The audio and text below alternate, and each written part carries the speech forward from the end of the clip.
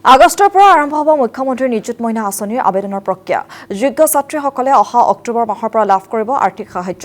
চৰকাৰৰ এই যুগান্তকাৰী পদক্ষেপক আদৰণি মহাবিদ্যালয়ৰ ছাত্ৰীসকলৰ। উচ্চ শিক্ষাৰ সপোন পূৰণ কৰাত এক বৃহৎ সম্বল হিচাপে নিযুত মইনা আঁচনিয়ে উপকৃত কৰিব শিক্ষাৰ্থীসকলক। আৰু এই আঁচনিৰ বাবে মুখ্যমন্ত্ৰী ডক্টৰ হিমন্ত বিশ্ব শৰ্মাক ধন্যবাদ আৰু কৃতজ্ঞতা জনালে শিক্ষাৰ্থীসকলে। অধিক জনাব এই সন্দৰ্ভত আমাৰ সাংবাদিক জ্ঞান পাণ্ডে। হয়, মুখ্যমন্ত্ৰী মইনা নিযুত আঁচনি আগষ্ট মাহৰ পৰা এই আঁচনিৰ প্ৰক্ৰিয়া আৰম্ভ হ'ব। হিমন্ত বিশ্ব শৰ্মাৰ নেতৃত্বাধীন যি চৰকাৰ, দ্বিতীয়বাৰৰ বাবে যি চৰকাৰ গঠন হৈছে, প্ৰথমটো বিত্তীয় যি বাজেটত নিযুত মইনা আঁচনি আগষ্ট মাহৰ পৰা প্ৰক্ৰিয়া আৰম্ভ হ'ব। ইতিমধ্যে বিধানসভা যি বাজেট বিত্তীয় বাজেটত দাখিল কৰা হৈছে। এই মুহূৰ্তত মই উপস্থিত আছোঁ বিহালী স্নাতক মহাবিদ্যালয়, আৰু মোৰ সৈতে উপস্থিত আছে বিহালী স্নাতক মহাবিদ্যালয়ৰ ছাত্ৰীসকল বৰ্তমান মোৰ সৈতে উপস্থিত আছে, আৰু পোনে পোনে তেওঁলোকৰ কাষলৈ গৈছোঁ, তেওঁলোকৰ মনৰ কথা জানিবলৈ যত্ন কৰিম। যিহেতু নিযুত মইনা আঁচনি আগষ্ট মাহৰ পৰা প্ৰক্ৰিয়া আৰম্ভ হ'ব, কি ক'ব? প্ৰথমতে মই মামাক ধন্যবাদ জ্ঞাপন কৰিছোঁ, কিয়নো মামাই বৰ্তমান সময়ত শিক্ষাৰ্থীৰ সহায় হৈ ইমানখিনি অনুদান আগবঢ়াইছে। সেইবাবে মই তেওঁক অশেষ ধন্যবাদ জ্ঞাপন কৰিছোঁ। এই নিযুত মইনা আঁচনিৰ বাবে বৰ্তমান সময়ত প্ৰত্যেকগৰাকী শিক্ষাৰ্থীয়ে আগবাঢ়ি যাবলৈ সক্ষম হৈছে, আৰু বহুতো শিক্ষাৰ্থীৰ সমস্যা, বিভিন্ন নিবনুৱা সমস্যা আদি সমস্যাৰ বাবে শিক্ষা গ্ৰহণ কৰিব পৰা নাই। কিন্তু মামাই এই অনুদান দিয়াৰ বাবে বৰ্তমান সময়ত প্ৰত্যেকগৰাকী শিক্ষাৰ্থীয়ে পঢ়িবলৈ আৰু শিক্ষাগতভাৱে আগবাঢ়ি গৈছে, উন্নয়ন সাধন কৰিছে। আৰু এই মামাৰ এই আঁচনিৰ জৰিয়তে বৰ্তমান সময়ত দেশৰ উন্নতি সাধন হৈ আছে, আৰু আমাৰ অসমো আগবাঢ়ি যোৱাৰ পথত সফল হৈছে। তেওঁক মই প্ৰথমতে ধন্যবাদ জ্ঞাপন কৰিছোঁ। তেওঁ মানে আমাৰ ছোৱালী প্ৰজন্মৰ নাৰীসকলৰ বাবে ইমানখিনি ভবাৰ কাৰণে তেওঁক অশেষ ধন্যবাদ জ্ঞাপন কৰিছোঁ। চৰকাৰে যি নিযুত মইনা আঁচনি আনিছে, কেনেদৰে আপোনালোকৰ জীৱনত প্ৰভাৱ পৰিব ছাত্ৰী অৱস্থাত?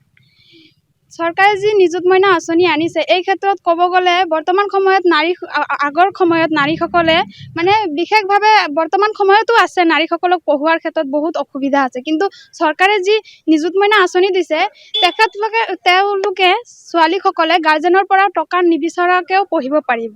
বৰ্তমান সময়ত মানে চৰকাৰে যিখিনি সুবিধা দিছে, নাৰীসকলক আগবাঢ়ি যোৱাৰ ক্ষেত্ৰত বহুত অশেষভাৱে মানে আগবাঢ়ি যোৱাত, উন্নয়ন সাধন কৰাত সহায় কৰিছে।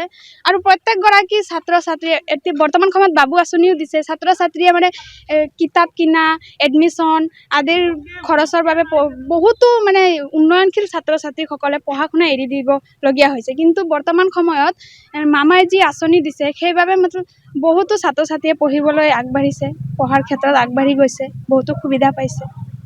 কি ক'ব, এই আঁচনি আপোনালোকৰ কেনেদৰে উপকৃত হ'ব এই আঁচনিৰ পৰা? এই আঁচনিৰ দ্বাৰা আমি আমাৰ জীৱনখন আগবাঢ়ি লৈ যাবলৈ বহুত সক্ষম হৈছোঁ। কিতাপ পত্ৰ, গাড়ী ভাড়া খৰচ, আমি বহুত দূৰৰ পৰা আহোঁ কলেজ পঢ়িবলৈ।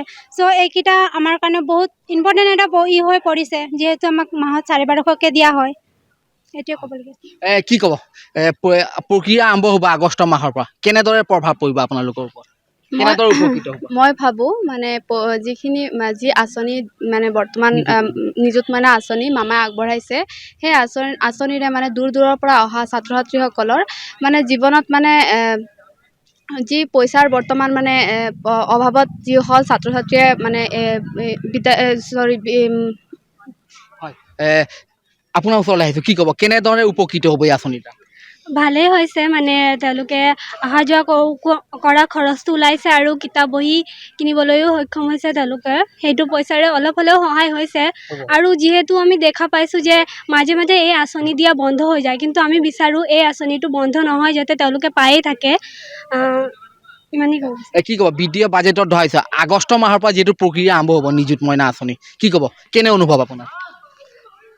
মই পোনপ্ৰথমে মামাক অশেষ ধন্যবাদ জ্ঞাপন কৰিছোঁ, যাতে এনেকুৱা আগৰবাৰ যেনেকুৱাকৈ আমাক নিযুত মইনাখন দি আছিলে, এনেকুৱাকৈ আগষ্ট মাহতে পৰা যদি দিয়ে হ'লে, যিহেতু আমি মা দেউতাৰ ওচৰত হাত পাতি পইচাকেইটা ৰাতিপুৱা মানে খুজিব নালাগে, তাৰপিছত কলেজ আহোঁতে অহা যোৱা ভাড়াটো আমি নিজে তাৰ পৰা আহিব পাৰোঁ, আৰু মোবাইলৰ ৰিচাৰ্জ মানে কৰিব পাৰোঁ ইমানকৈ।